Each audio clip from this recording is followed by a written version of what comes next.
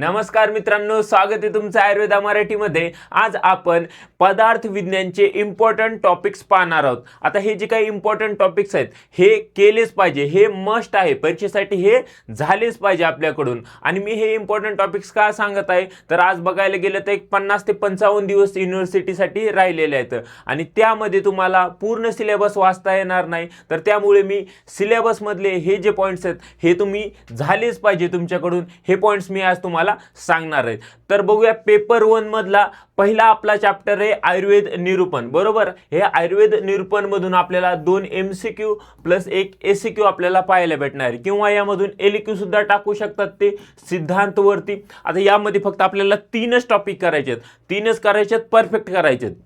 तर पहिला टॉपिक काय, पहिला टॉपिक आहे आयु। आयुचे मग आयुमध्ये आपल्याला काय करायचे, आयुचं पहिल्यांदा लक्षण करायचे, त्याची पर्याय नाव, त्याचे घटक म्हणजे सुखायु, दुखायु, हितायु काय, अहितायु काय, बस आयुमध्ये फक्त एवढंच करायचं आहे।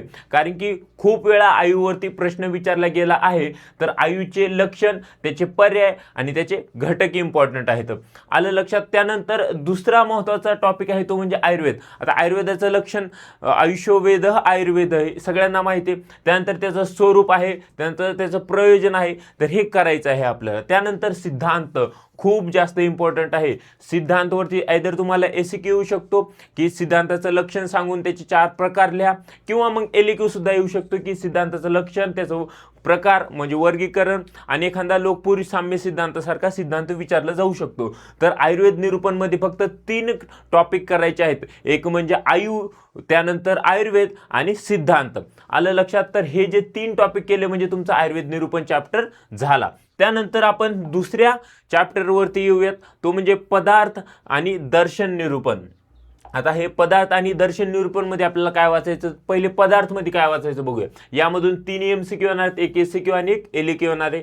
तर यामध्ये पदार्थचं लक्षण, पदार्थ म्हणजे काय, पदस्य अर्थ पदार्थ, त्याचं लक्षण, त्यानंतर संख्या, संख्या ही MCQ साठी विचारली जाते की कोणत्या आचार्यांनी किती पदार्थांची संख्या सांगितलेली आहे, हमखास MCQ येतो, त्यामुळे आपल्याला संख्या व्यवस्थित करायची, लक्षण, त्यानंतर पदार्थाचं वर्गीकरण, भाव पदार्थ काय, अभाव पदार्थ काय, हे आपल्याला इन डिटेल सगळं करायचं आहे, आलं लक्षामध्ये। हे झालं पहिला चॅप्टर म्हणजे पदार्थ हा चॅप्टर। आता दर्शन मध्ये काय शिकायचं सर, आपल्याला काय वाचायचंय, तर दर्शनाचं पहिल्यांदा लक्षण, दर्शनाचं लक्षण खूप इम्पॉर्टंट आहे। त्यानंतर त्याचे वर्गीकरण म्हणजे आस्तिक दर्शन, नास्तिक दर्शन काय, आस्तिक दर्शन मध्ये कोणते दर्शन येतात, नास्तिक दर्शन मध्ये कोणते दर्शन येतात, त्यामध्ये काय फरक असतो, तर हे आपल्याला वाचायचे। त्यानंतर दर्शन, आता तो चार्ट तुम्हाला आठवत असेल, आपल्या जे काही आपल्या बॅचमध्ये आहेत विद्यार्थी त्यांना माहिती आहे की हा चार्ट दिलेला मी, त्यामध्ये पूर्ण दर्शन दिलेले 9च्या 9 दर्शन, त्यामध्ये त्यांची संख्या, त्यानंतर त्याचं कर्ता, त्याचा पर्याय नाव, वाद, त्यांनी प्रमाण कोणते सांगितले, हे सगळे हे चार्ट आपल्याला व्यवस्थित प्रिपेअर करायचं आहे दर्शनांचा। या दर्शनांमधून तुम्हाला MCQ सुद्धा विचारले जातात, कारण की हे म्हणजे वैशेषिक दर्शनांचा जनक कोण आहे असा MCQ विचारला जातो। म्हणजे हे जो चार्ट आहे, हे चार्ट व्यवस्थित प्रिपेअर केला MCQ तुमचं होऊन जाईल, आणि प्रत्येक दर्शन आपल्याला व्यवस्थित करायचे। जर आता सांख्य दर्शन आहे, सांख्य दर्शनामध्ये काय, सृष्टी उत्पत्तीचा क्रम इम्पॉर्टंट आहे। योग दर्शन आहे, योग दर्शनामध्ये काय आहे, अष्टांग योग आहेत। तर हे सगळे दर्शन आहेत, हे दर्शन सगळे व्यवस्थित आपल्याला प्रिपेअर करायचे आहेत, कारण की यावरती हा चॅप्टर जो आहे हा कमी समजू नका। यामध्ये 3 MCQ आहेत, 1 ACQ आहे आणि 1 LQ आहे, तर म्हणजे टोटल 18 मार्क्स यामधून येणार आहे। त्यानंतर आयुर्वेद एक स्वतंत्र मौलिक दर्शन म्हणून एखाद्या वेळेस एक LQ सुद्धा ते टाकू शकतात। तर हे जे आहे हे आहे पदार्थ आणि दर्शन निरूपण मधून आपल्याला एवढं वाचायचं। त्यानंतर द्रव्य विज्ञानियम, द्रव्य विज्ञानियम मध्ये इम्पॉर्टंट काय आहे, तर द्रव्य विज्ञानियम खूप इम्पॉर्टंट चॅप्टर आहे। बघा, द्रव्य आणि गुण, द्रव्य आणि गुण मिळून आपल्याला 47 to 48 मार्क्स त्यांनी वेटेज दिलं आहे। त्यामध्ये आता द्रव्य आहे, द्रव्य चॅप्टर म्हणून 3 MCQ, 1 ACQ, 1 LQ येणार आहे। तर यामध्ये बघा, पहिल्यांदा तर द्रव्य लक्षण वाचायचे, लक्षण वाचल्यानंतर वर्गीकरण, द्रव्याचं वर्गीकरण कशा पद्धतीने केलेलं आहे हे झालं द्रव्याचं। त्यानंतर पंचमहाभूत, या पंचमहाभूतामधून ACQ विचारला जातो, आणि यामध्ये आता त्याचं काय काय वाचायचं, पंचमहाभूतामध्ये नेमकं काय वाचायचं, तर यामध्ये लक्षण, उत्पत्ती, प्रकार आणि महत्त्व इम्पॉर्टंट आहे, बरोबर। आता यामध्ये सुद्धा जे की पृथ्वी महाभूत आहे, जल महाभूत आहेत, हे खूप इम्पॉर्टंट महाभूत आहेत। 5 महाभूतापैकी कोणतेही टाकू शकतात, म्हणून त्यातल्या त्यात जर बघायला गेलं तर जल आणि पृथ्वी किंवा आकाश खूप इम्पॉर्टंट महाभूत आहेत।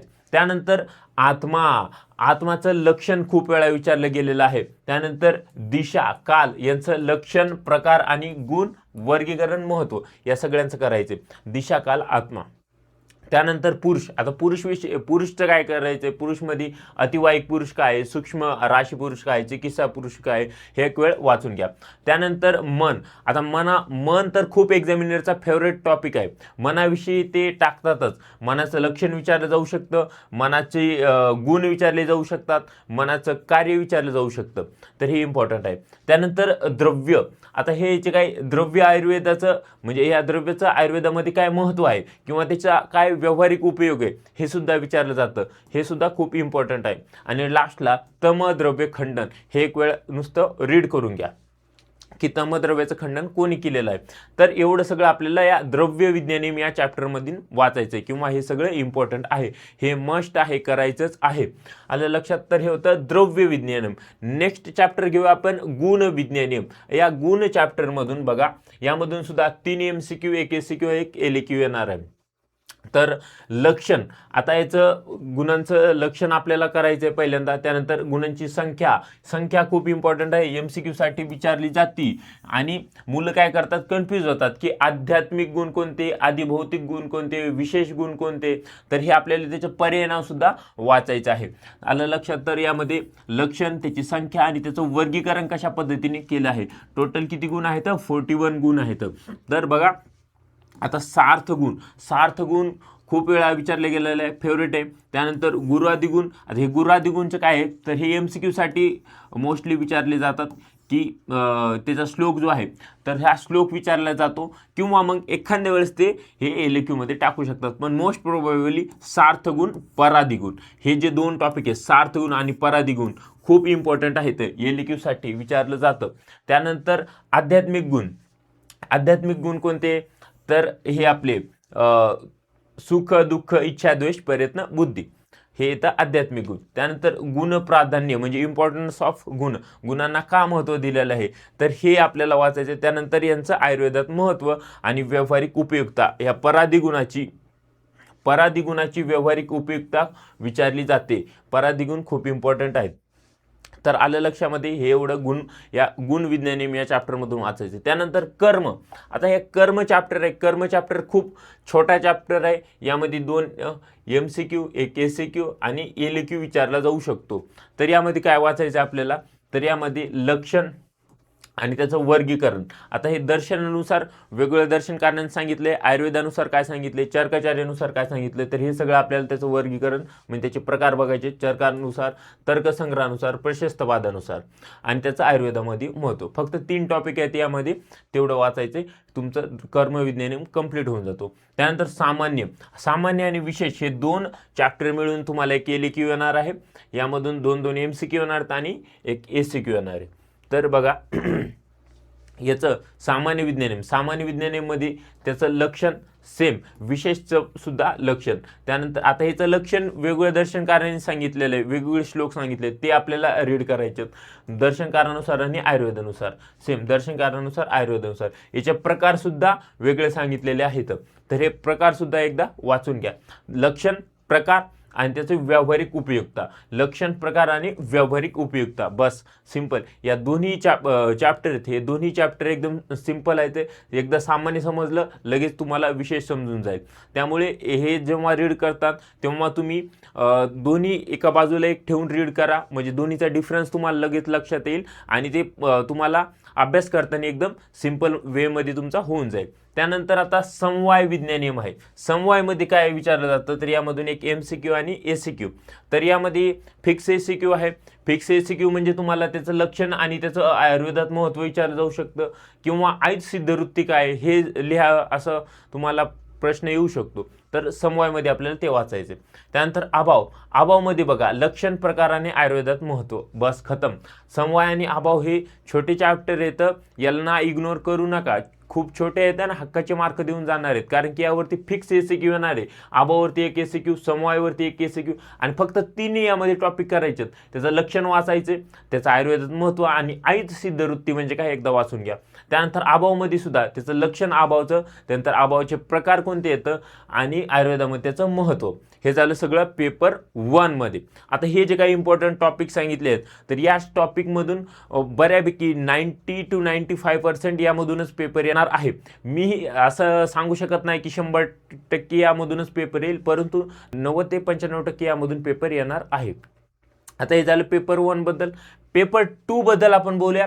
पेपर 2 मध्ये बघा परीक्षा. आता ही जी काय परीक्षा आहे, परीक्षेमध्ये काय वाचायचं तर याची व्याख्या, त्यानंतर त्याचा आयुर्वेदात उपयोग, परीक्षेचा आयुर्वेदात उपयोग आणि त्याची व्याख्या, हे तर सुरुवातीला बेसिक याचं वाचावंच लागेल. त्यानंतर प्रमा, अप्रमा, प्रमेय, प्रमाता आणि प्रमाण हे तुम्हाला आयदर MCQ साठी विचारलं जाऊ शकतं किंवा मग ACQ साठी विचारलं जातं.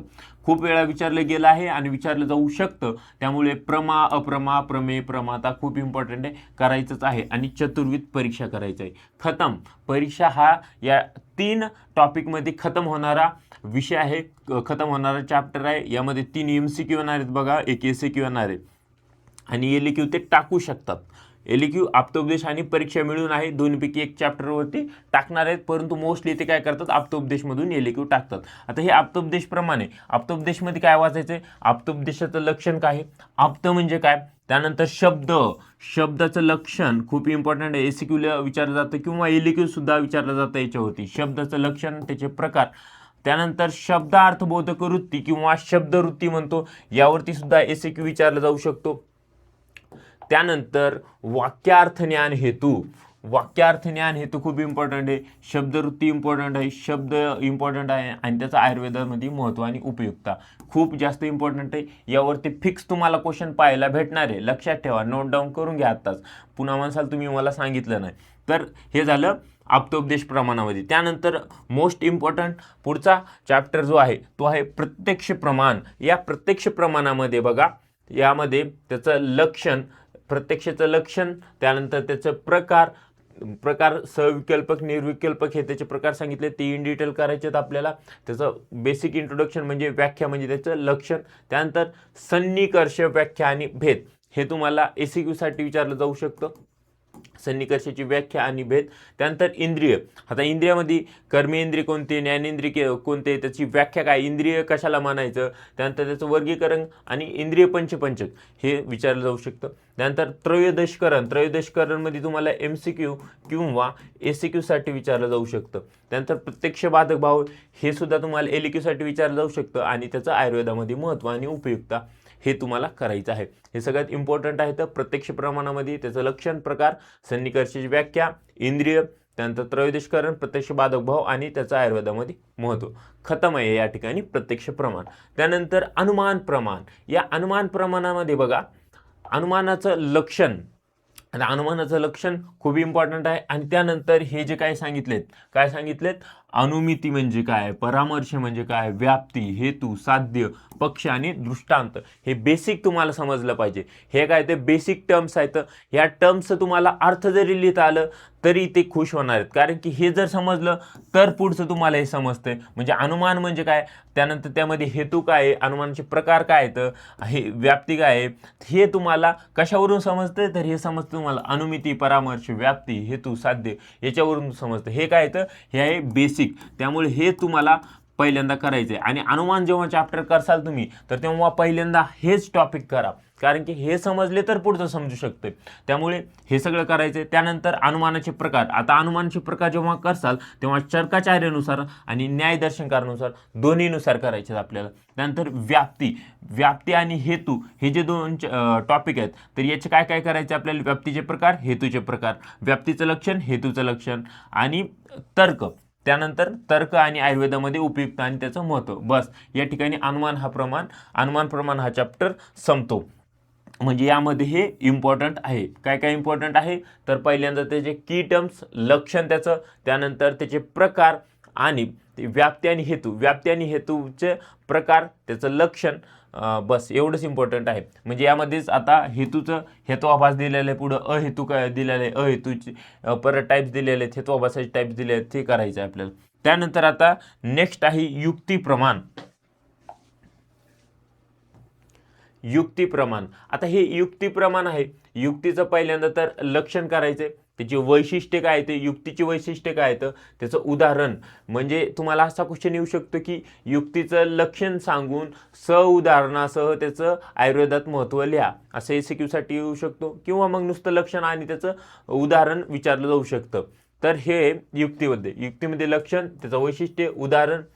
युक्ती आणि अनुमान साम्य भेद एकदा बघून घ्या कशा पद्धतीने, तशा पद्धतीने. आणि आयुर्वेदामध्ये त्याचं महत्त्व, आयुर्वेदात महत्त्व खूप इम्पॉर्टंट आहे, आयुर्वेदात महत्त्व विचारलं जातं.